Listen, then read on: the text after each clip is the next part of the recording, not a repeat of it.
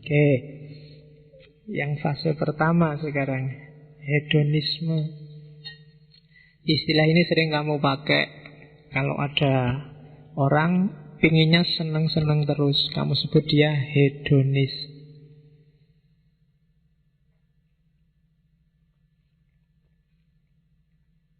Prinsipnya hedonisme secara umum memang dua, yaitu the pursuit of pleasure, nyari seneng. Jadi seneng itu jembatan paling gampang untuk menuju bahagia. Dan bagi orang hedonis, seneng itulah kebahagiaan. Tidak mungkin dibalik. Tidak mungkin jadi seneng itu kebahagiaan atau jalan menuju kebahagiaan. Tapi tidak seneng itu tidak mungkin kamu nyampe ke kebahagiaan. Oke. Jadi bahagia itu apa sih? Senang itu apa sih? Nanti kita lihat. Jadi hedonisme itu teori yang menyatakan bahwa kesenangan adalah kebaikan tertinggi dan tujuannya orang hidup. Orang hidup itu tujuannya ya nyari seneng. Nggak ada seperti tadi kamu tak tanya siapa yang nggak pengen bahagia. Sama kalau kamu, siapa yang nggak pengen seneng. Semua pengen senang, pengen pleasure. Baik yang jalan-jalan tadi di luar maupun yang ngaji hari ini. Kalau kamu ngerti ngaji ini, ngaji itu nggak sewenang, nggak enak, ngantuk, pasti kamu nggak akan datang ke sini, atau seandainya datang mesti kepeksa. Setiap orang nyari senang, katanya orang hedonis. Ada jargon yang sangat terkenal dari tokohnya hedonisme, Epicurus. Dia bilang, life is good, make sure to enjoy it. Hidup ini bagus, hidup ini indah, pastikan kamu menikmatinya. Banyak loh orang yang lebih milih bersusah-susah, lebih milih ndak enak, lebih milih yang sumpek-sumpek. Ndak, hidup ini indah kok, nikmati aja. Hidup yang serba pesimis, hidup yang serba curiga, hidup yang selalu melihat orang lain sebagai lawan, sebagai musuh, sebagai rival, kamu nggak bisa menikmati. Nikmatilah. Ya nanti ada teori-teorinya gimana caranya menikmati hidup menurut orang-orang hedonis. Jadi life is good, make sure to enjoy it. Nikmati hidupmu. Umur kita tidak panjang, ya kan? Kalau katanya orang Jawa, hidup itu mampir ngombe, ya kan? Ya sambil ngombe, minum, ngombe sing enak-enak, tapi jangan ngombe yang tidak enak. Sambil beli-beli gorengan, sambil nongkrong, sambil ngombe. Jadi dinikmati. Sebentar tapi nikmat. Sebenarnya Allah menciptakan manusia kan itu. Sebagai khalifah, wakililah Allah di muka bumi. Nikmatilah semua fasilitas yang diberikan Allah di muka bumi. Kan itu sebenarnya dalilnya orang hedonis. Life is good, make sure to enjoy it. Kita lihat satu-satu pikiran tokoh-tokohnya. Hedonisme lahir Yunani yang jelas, yang mengembangkan beberapa di antaranya murid-muridnya Sokrates. Antara lain yang pertama namanya Aristippus. Katanya Aristippus, keutamaan, jadi hidup yang baik, hidup yang utama itu adalah mencari yang baik. Yang baik itu apa? Yang baik yang bikin senang. Semua yang berbuah kesenangan itu berarti baik. Jadi parameternya simple kalau di Aristippus. Ada apapun coba kamu cek, nanti hasilnya menyenangkan enggak? Kalau hasilnya enggak menyenangkan, pasti itu jelek. Kalau menyenangkan itu baik. Jujur misalnya, kamu kan kadang bingung, Pak kok rumit ya Pak, ada jujur yang boleh, ada jujur yang tidak boleh. Kan kamu sering diceritain gitu. Ukurannya boleh, yang tidak boleh gimana Pak itu Pak? Simpel kalau katanya Aristippus. Hasilnya menyenangkan enggak? Enak enggak? Kalau hasilnya menyenangkan berarti itu boleh. Kalau tidak menyenangkan berarti tidak boleh. Ngomong apa adanya itu kan bagus, tapi kadang-kadang juga jelek. Ngukurnya gimana? Hasilnya aja, menyenangkan enggak? Ada temenmu misalnya gondut, tubuhnya besar, terus kamu, halo ndut. Nah, itu kan hasilnya enggak menyenangkan. Meskipun jujur, kamu ngomong, loh salah saya apa? Saya ngomong apa adanya kan. Cuma itu tidak menyenangkan hasilnya. Kamu kehilangan teman, dia marah, dia tersinggung. Berarti apa? Meskipun kamu jujur ngomong apa adanya, tapi jelek, tidak utama itu berarti. Jadi ukuran moralitas diukur dari kesenangan yang dimunculkan. Oke. Minum teh ini, ya, tak kasih contoh karena sedang haus. Ini baik kalau saya suka sama teh sehingga waktu minum saya seneng. Tapi kalau saya tidak suka teh, misalnya ini manis, mungkin saya punya kencing manis, jadi minum teh ini tidak tak minum gimana, tak minum sudah dikasih, padahal aku punya penyakit. Hasilnya kan nggak menyenangkan. Maka takmir yang ngasih minum ini itu sebenarnya nggak baik. Atau tiap Rebo kok teh terus sekali-sekali ganti opo kayak misalnya. Loh ibu, yo iki contoh. Loh ya kan, loh padahal tadi niatnya apik, cuma kok hasilnya ndak bagus. Berarti tidak utama. Itu teorinya Aristippus. Lah yang ngukur menyenangkan apa tidak menyenangkan itu apa? Ya akal. Manusia kan dikasih akal. Dengan akal dia harus ngukur apakah yang didapat kesenangan atau kesusahan. Kalau itu kesenangan berarti baik. Kalau itu kesusahan berarti jelek. Nah, katanya Aristippus juga, kesenangan itu sifatnya aktual. Jangan ngukur kesenangan yang potensial. Aktual itu maksudnya apa? Senang sekarang di sini. Bukan senang besok, juga bukan senang dulu. Kalau senang besok itu tidak jelas. Iya kalau senang beneran, kalau enggak. Kalau senang yang dulu itu sudah lewat. Senang dulu itu berarti katanya Aristippus hanya ingatan akan kesenangan.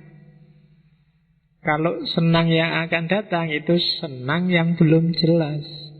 Jadi harus akal mengukur mana yang menghasilkan kesenangan sekarang dan di sini. Bukan kesenangan dulu atau kesenangan besok. Loh Pak, dulu dikasih teh enggak apa-apa toh Pak? Oh ya dulu kan, sudah lewat. Sekarang, loh Pak, teh itu sehat loh Pak. 3 tahun lagi kalau Bapak rajin minum teh, nanti apanya jadi semakin, ya kan besok 3 tahun lagi. Sekarang itu loh. Jadi kesenangannya ngitungnya sekarang. Misalnya kamu tadi temenmu yang kamu panggil, halo gendut, itu dia marah-marah. Loh jangan marah. Kalau kamu tak bilangi gini terus, besok mentalmu akan kuat. Kalau ada yang bilangin kamu gendut, iya besok. Tapi ngukurnya sekarang. Sekarang dia tersinggung, maka sekarang itu jelek. Jadi kesenangannya harus aktual.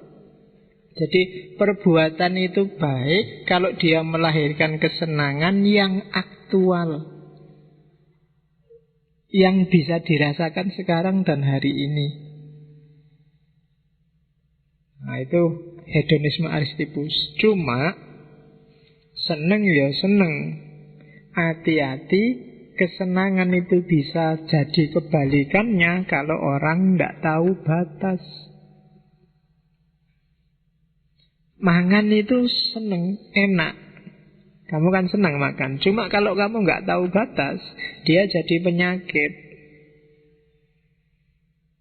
Jadi cari kesenangan yang aktual, cuma ketahuilah batasmu, kapasitasmu.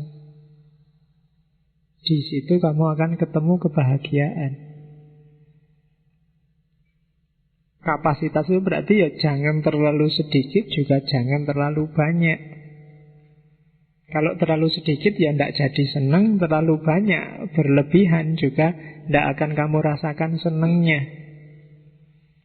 Jadi justru katanya Aristippus, hidup itu tidak usah mikir neko-neko, cari yang kamu senang tapi sadari batasmu. Kuncinya di situ. Tidak usah underestimate, tidak usah overestimate. Kamu ukur aja batasmu sampai apa. Kalau makan bagi kamu 1 piring sudah kenyang, ya sudah, jangan 2 piring. Apalagi 3 piring. Kadang-kadang kan kamu gitu, mumpung gratis, mumpung ono sing neraktir. Eman-eman pak, eman-eman, tapi tidak ada nikmatnya nanti. Justru nikmat itu kalau kamu ngerti batasmu. Makanya Nabi kan wanti-wanti makan, berhentilah sebelum kenyang. Enak kalau berhenti sebelum kenyang. Kalau sudah kenyang kamu tidak enak. Makanan kehilangan rasanya. Oke, kan kehidupan dunia itu kan gitu. Enak, kalau kamu teruskan kamu jadi jemu. Kalau kamu teruskan kamu bisa jadi benci. Jadi harus kalau makanan dia bisa jadi penyakit. Gula itu penting, kebanyakan gula jadi penyakit. Garam itu penting, kebanyakan garam jadi penyakit. Air putih itu loh penting, tapi coba kebanyakan air putih, dia jadi penyakit. Maka kamu harus tahu batas. Nafas juga penting, tapi kebanyakan nafas, kakean angin, kamu masuk angin, jadi penyakit. Ya kan? Apalagi nafasnya banyak, nggak bisa keluar-keluar di dalam anginnya, penyakit juga. Jadi carilah kesenangan yang aktual, akalnya dipakai untuk ngukur, dan sadari batasmu. Kalau kamu bisa menjalankan rumus ini, kamu akan bahagia. Jangankan yang itu, wong yang jelas seneng-seneng, misalnya guyon, gurau, itu kalau kebanyakan juga tidak enak. Kadang-kadang berakhir dengan tersinggung, berakhir dengan gegeran. Kamu bisa kehilangan teman gara-gara gurauan. Kenapa? Kamu limitnya kelewatan. Harus sadar batas. Meskipun tadi awalnya seneng-seneng. Oke, jadi itu tokoh pertama dari hedonisme, Aristippus. Tokoh kedua, Epicurus, atau kalau di Indonesia ditulisnya Epikuros. Sama-sama dalam genre hedonis, bahwa kebahagiaan itu kesenangan, kenikmatan. Jadi segala yang mendatangkan rasa nikmat. Cuma pertama-tama kita lihat katanya Epikuros, coba dicek deh. Yang bisa tahu kesenangan itu orang bijaksana. Phronesis itu apa sih cirinya? Ya, yang belajar filsafat selama ini kan dikasih tahu bahwa filsafat itu cinta kebijaksanaan. Apa sih cirinya bijaksana? Yang pertama, orang bijaksana itu orang yang bisa ngukur kenikmatan dan rasa sakit. Itu bijaksana. Orang yang bisa mempertimbangkan, oh kalau ini dilakukan, nikmatnya sekian, sakitnya sekian, manfaatnya sekian, mudaratnya sekian. Orang yang bisa kayak gini, ini golongan orang bijaksana. Tidak asal komentar, tidak asal ngomong, tapi kalau ngomong pakai pertimbangan. Katanya Epikuros, orang bijaksana ciri pertama, dia bisa mengukur maslahat mudarat, nikmat atau sakit. Yang kedua, orang bijaksana itu orang yang bisa membatasi keinginannya. Kenapa begitu? Katanya Epikuros, kesenangan itu tidak bisa ada batasnya. Karena kesenangan tidak ada batasnya, maka sebenarnya kepuasan itu tidak ada batasnya. Yang bisa membatasi apa? Dirinya sendiri. Kalau pas uangmu banyak, itu kamu 5 piring juga bisa kamu beli. Tapi yang menghentikanmu untuk tidak beli 5 piring kan dirimu sendiri. Jadi orang bijaksana itu orang yang bisa membatasi kebutuhannya, membatasi keinginannya. Cita-citamu kan banyak. Keinginanmu kalau dituruti, kalau didaftar itu bisa sak buku penuh. Pengen beli baju yang kayak gitu, Pak, pengen beli celana yang kayak gitu, sepatu yang kayak gitu, pacar yang kayak gitu, model rambut yang kayak gini, itu kalau di list bisa banyak. Tapi kuncinya kamu bijaksana, yang nanti ujungnya kebahagiaan adalah bisa nggak kamu membatasi keinginanmu. Semakin kamu canggih bikin batas, semakin hidupmu mudah bahagia. Tapi semakin banyak keinginanmu, semakin liar keinginanmu, semakin kamu susah untuk menemukan kebahagiaan. Itu ciri kedua orang bijaksana. Orang bijaksana cirinya yang ketiga adalah orang yang bisa menghindari tindakan yang berlebihan. Tidak berlebihan, tidak ekstrim. Hari ini kan banyak orang ekstrim. Kalau sudah A ya A ekstrim, kalau sudah B ya B ekstrim, kalau sudah C ya C ekstrim. Biasanya orang kayak gini tidak bijaksana, karena dia sudah lebur dalam ekstremitasnya. Contohnya banyak, mulai pemikiran, aliran, ideologi, mazhab, cara berpikir, cara beragama. Itu banyak yang ekstrim. Kalau sudah ekstrim berarti sudah berlebihan. Terus orang sama kayak yang pertama, cuma orang yang bisa milih mana kenikmatan jangka panjang dan mana kenikmatan jangka pendek. Dan itu nanti yang mendekatkan namanya atraksia. Atraksia itu ketenangan jiwa. Jadi orang bijaksana itu ngerti mana ini yang nikmat jangka panjang, mana yang nikmat jangka pendek. Contohnya apa ya? Kamu ngajak pacarmu tahun baruan nginep di hotel, itu nikmatnya paling semalam. Meskipun bunyinya setahun karena kamu masuknya tanggal 31, keluarnya tanggal 1. Cuma kenikmatan itu pasti jangka pendek, tidak imbang kalau dibandingkan ketidaknikmatannya. Seneng semalam ditebus dengan sumpek bertahun-tahun, itu bahkan mungkin seumur hidup. Kamu mau milih mana? Kalau kamu milih ini, kamu tidak tergolong orang yang bijaksana. Jadi ukurlah mana yang kenikmatannya lebih panjang. Yo antara nginep di hotel dengan nikah, nah itu mungkin lebih panjang nikmatnya kalau nikah. Kalau nikah kamu sak kapoke gratis, nggak bayar. Ya kan? Oh iya kan, kalau nikah kan sak karepmu wis sehari 7-8 kali nggak masalah. Ya kan lo. Dan gratis kan sekarang nikah itu di KUA paling. Kalau hari aktif ke KUA kan bisa langsung gratis, daripada kamu masuk hotel membayar. Ya. Atau ya pokoknya kui. Nggak enak mau cerita. Oke, terus ning masjid iki. Kedua ya. Jadi itu Epikuros. Kenapa sih harus jadi orang bijaksana tadi? Tujuannya apa? Kalau katanya Epikuros, tujuannya adalah atraksia, ketentraman jiwa, bebas dari kerisauan, hidup secara seimbang.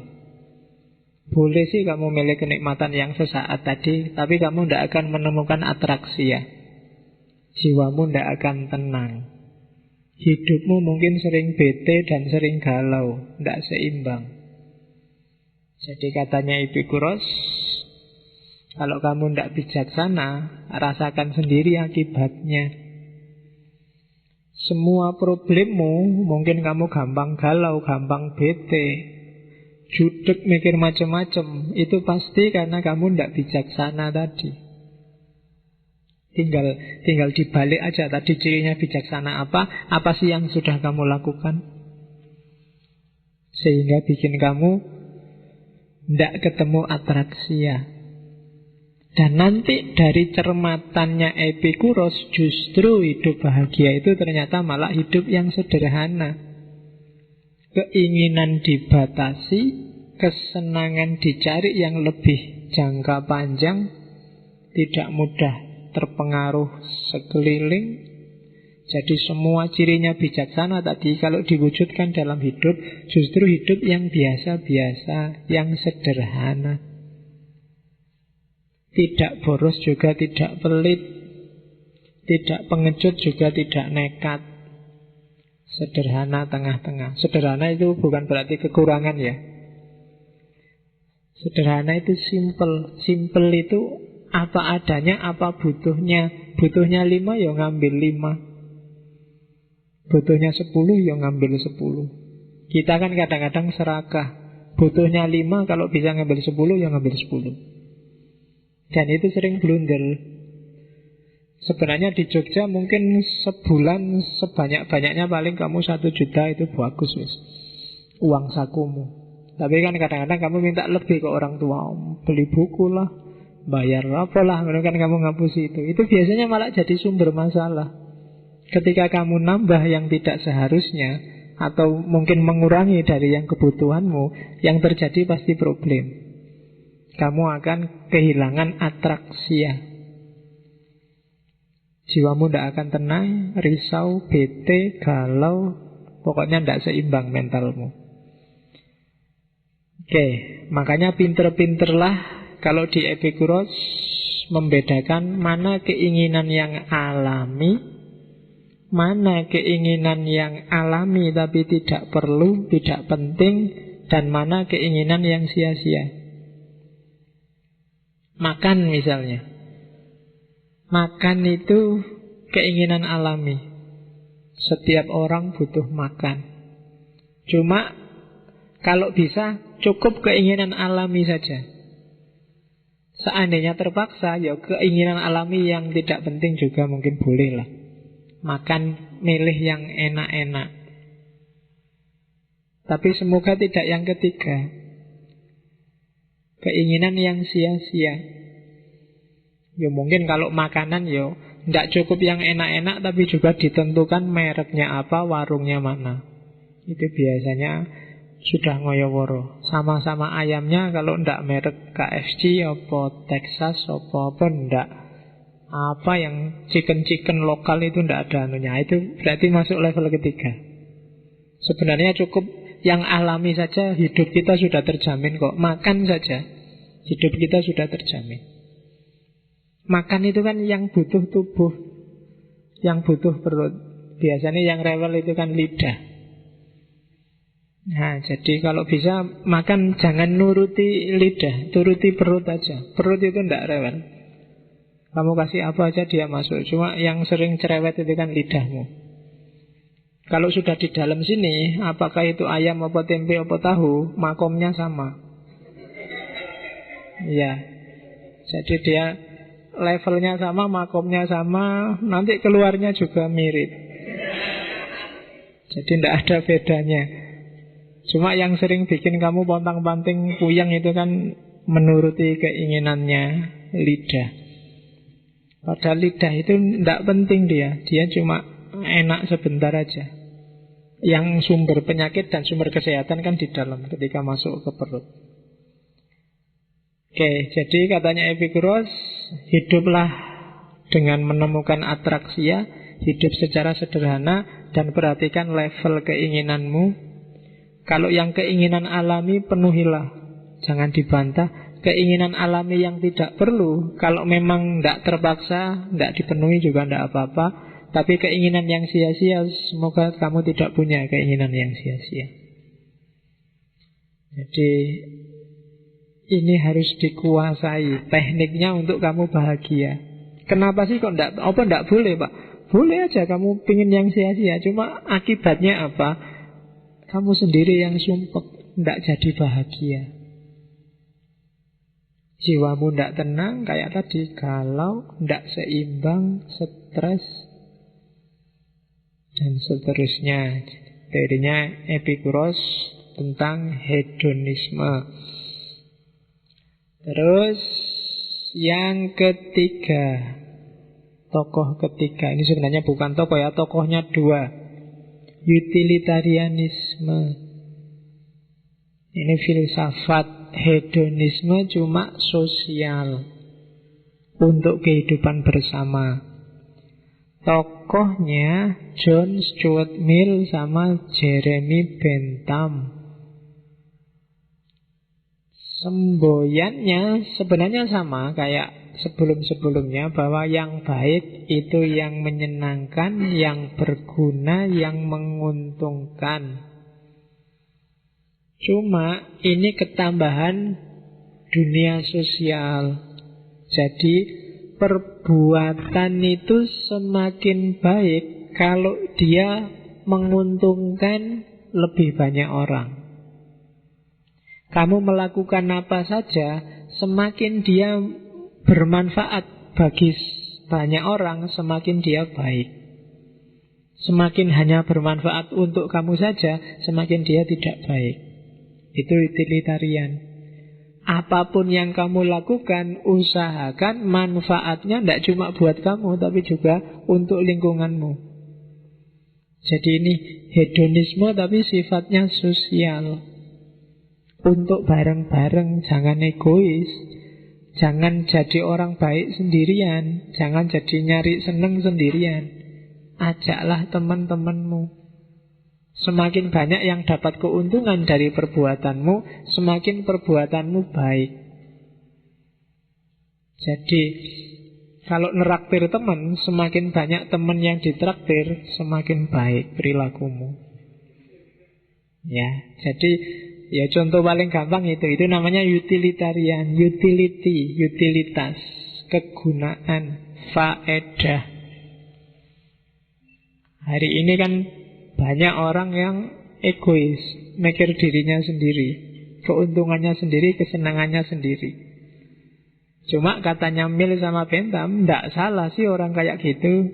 Cuma derajat kebaikannya akan semakin tinggi kalau manfaatnya dirasakan lebih banyak orang. Ngaji kayak gini, semakin banyak peserta, bukan peserta sih, semakin banyak yang mengambil manfaat, itu semakin baik. Tapi meskipun banyak yang datang tapi bingung iki manfaatnya apa, ngaji kayak gini tidak jelas. Saya nggak ngerti Pak dapat apa ngaji itu, yang penting untuk teh. Kalau semakin hanya tehnya saja, bukan ngajinya, itu mungkin semakin tidak utility, tidak utilitas. Semakin kamu rasa manfaatnya, paling nggak membuka pemahaman, berarti dia semakin utilitas, semakin bermanfaat. Jadi level moralitas itu diukur sejauh mana dia membawa orang lain ikut juga dapat manfaatnya. Oke, ini nanti di era modern kan, model-model demokrasi itu kan ini suara terbanyak. Jadi ini kebahagiaan terbanyak untuk sebagian paling besar orang. Itulah rumusnya utilitarianisme. Oke, itu hedonisme. Jadi filsafat yang menyatakan bahwa kebahagiaan itu kuncinya adalah nyari seneng. Jadi tidak salah kalau kamu punya prinsip, Pak, saya ingin seneng-seneng aja Pak dalam hidup ini, tidak apa-apa, hedonis. Cuma seneng-seneng yang filosofis. Kayak tadi, nggak sekedar nyari seneng, kamu harus bisa ngukur mana yang kesenangan jangka panjang, mana kesenangan jangka pendek, mana batas kesenanganmu. Karena kesenangan itu begitu kamu kelewat batas, bisa sebaliknya akan jadi kesedihan. Kamu trek-trekan naik motor itu kan seneng, naik motor muter-muter, tapi begitu kamu nggak ngerti batasmu, harusnya di stadion atau di gor, kamu di jalan raya, itu kan sudah melewati batas. dan kamu mungkin kesenggol apa, itu kan ya kebalikannya akhirnya. Makan juga begitu. Tidak sekedar enak, tapi juga enak yang tahu batas dan bisa membedakan mana kenikmatan sesaat, mana kenikmatan jangka panjang. Dan yang terakhir, syukur-syukur kenikmatan itu tidak kamu sendiri yang menikmati,